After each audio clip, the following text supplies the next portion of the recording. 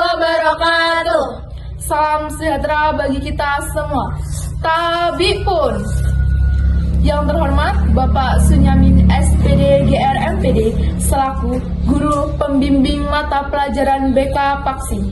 Kali ini kami mendapat tugas kelompok membuat poster bertemakan korupsi dan mempresentasikan atau menjelaskan hasil dari isi kerja kelompok kami. Sebelum itu ada pepatah mengatakan, tak kenal maka tak sayang, tapi jangan terlalu kenal, takutnya menjadi kesayangan. Perkenalkan, nama saya Azhara Aulia Putri. Saya Dedil Syamalia. Saya Indah Ramadhani. Ini dia hasil kerja kelompok kami. Selamat menyaksikan. Yang pertama, apa itu korupsi? Jadi, korupsi adalah bentuk ketidakjujuran atau tindak pidana yang dilakukan per orang atau kelompok yang dipercayakan di dalam jabatan kekuasaannya untuk memperoleh keuntungan yang haram atau menyalahgunakan kekuasaannya untuk kepentingan pribadi. Nah, korupsi juga memiliki beberapa faktor di dalamnya, yaitu yang pertama, kelemahan institusi. Adalah rendahnya kepercayaan publik terhadap kemampuan dan independensi lembaga seperti kejaksaan dan kepolisian. Yang kedua, kurangnya pengawasan dan penegakan hukum yang tegas.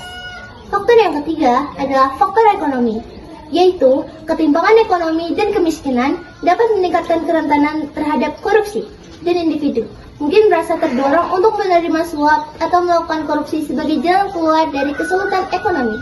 Yang keempat, yaitu budaya dan etika, yaitu budaya menganggap korupsi sebagai hal yang biasa atau bahkan dianggap sebagai cara yang efektif untuk mencapai tujuan dan memperburuk masalah ini. Yang kelima adalah kurangnya transparansi. Apa yang dimaksud dengan transparansi? Keterbukaan informasi oleh jajaran pemerintahan yang dapat diakses oleh publik. Yang keenam, penyalahgunaan kepentingan pribadi dan kekuasaan.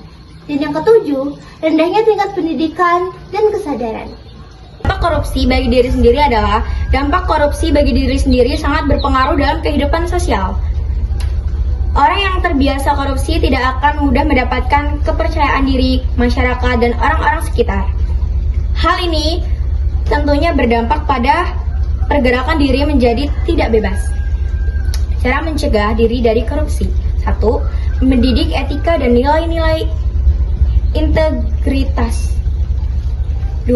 Peran keluarga dari lingkungan sosial. 3. Mengenal keterbukaan dan akuntabilitas.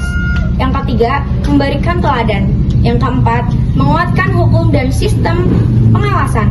Yang kelima, meningkatkan kesadaran sosial. Yang keenam, menguatkan keterlibatan sosial. Cara mengatasinya: mengatasi korupsi memerlukan pendekatan yang komprehensif, termasuk reformasi institusi, peningkatan transparansi, dan pendidikan tentang integritas dan etika. Materi selanjutnya adalah mengapa kita tidak boleh korupsi.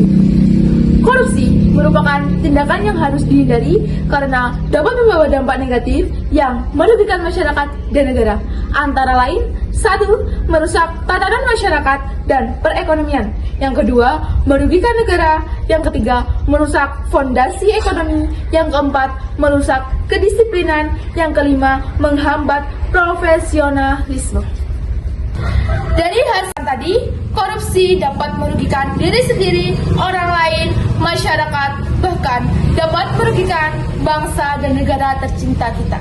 Maka dari itu, mari bersama-sama tingkatkan kesadaran untuk stop korupsi demi kemajuan bangsa dan negara. Kesepian tanpa kekasih, cukup sekian dan terima kasih.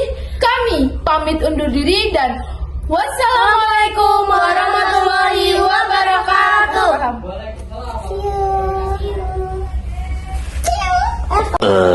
End of flashback. Hai guys, serta dapat merugikan bangsa dan negara tercinta kita. Maka dari itu, mari kita bersama-sama tingkatkan kesadaran untuk